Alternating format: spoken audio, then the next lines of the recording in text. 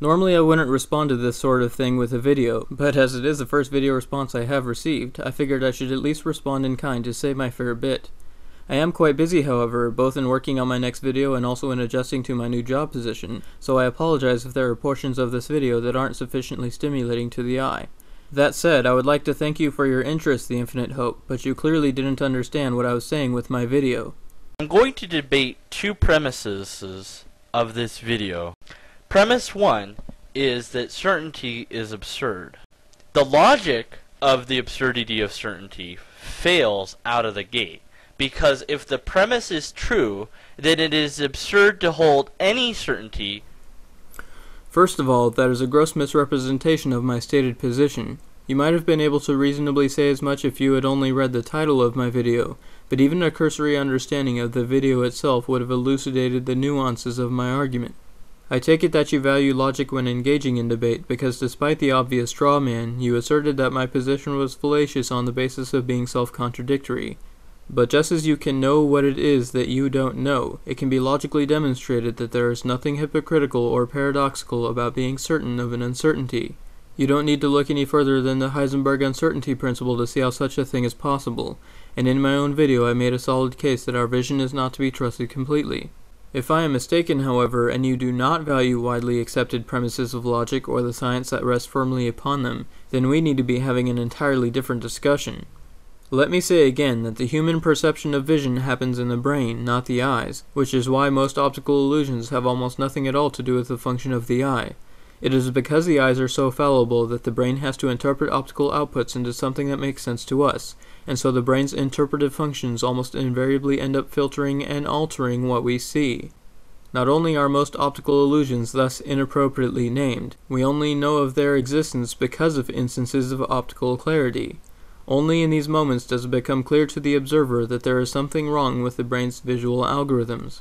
So my point with that discussion was to say that even in the context that we trust what we see with our eyes still tell us that what we see with our eyes is not reliable. There is no logical justification for believing everything you see so long as optical illusions exist, and from that framework of understanding we do have a logical basis from which to not trust our vision.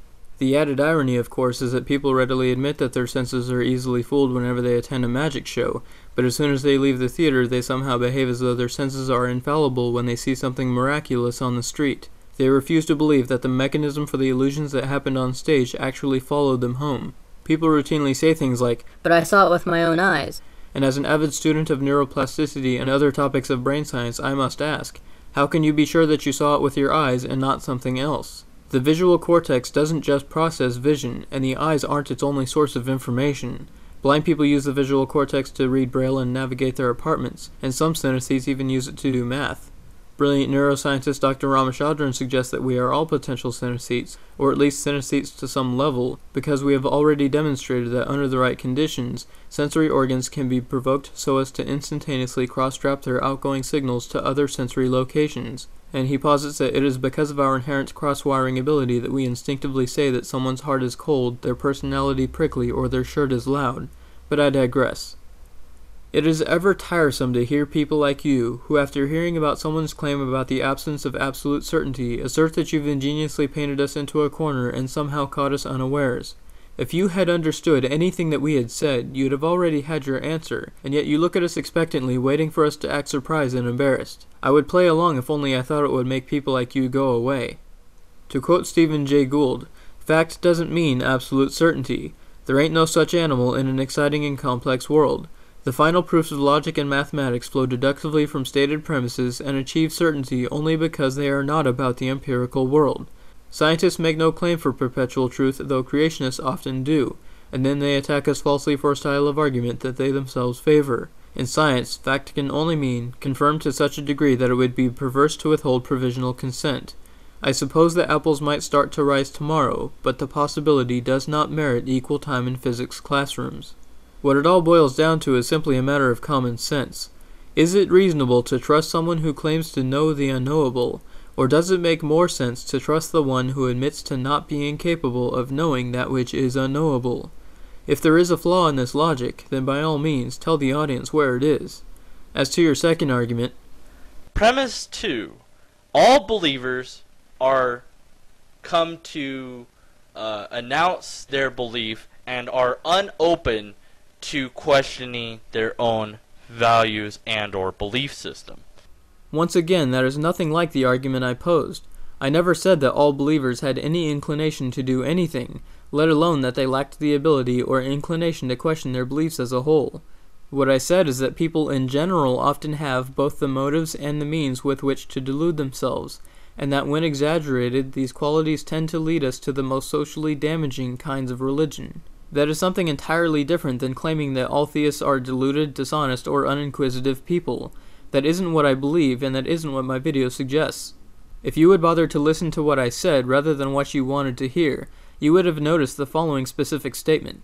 Every attempt to convert me, every email that I get on a daily basis, and with every knock on my door, these are the works of proselytizers, and however often they may question their beliefs in private, they do not do so in front of me. Perhaps the Mormons and Jehovah's Witnesses that approach you are actually as openly agnostic about God as I am, and are willing to engage in an honest discussion, but the ones that approach me certainly aren't, and none of them have left my doorstep without a worried sense of unease when I corrected their fundamental understanding of science and engineering. And my criticism isn't simply that people's beliefs don't change, nor did I claim that a belief is wrong if it doesn't change.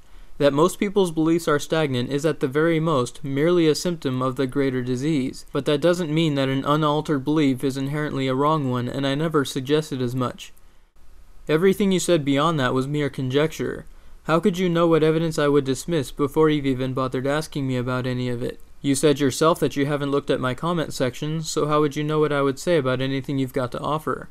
Your behavior is precisely the sort I was criticizing when I said that most religious people who approach me do so with preformed opinions about who I am and what I think. You literally know nothing about me aside from what I choose to write on the profile page that you probably didn't read either. I would appreciate it much more if you would bother asking me what I believe before you attempted to tell it to me in ignorance.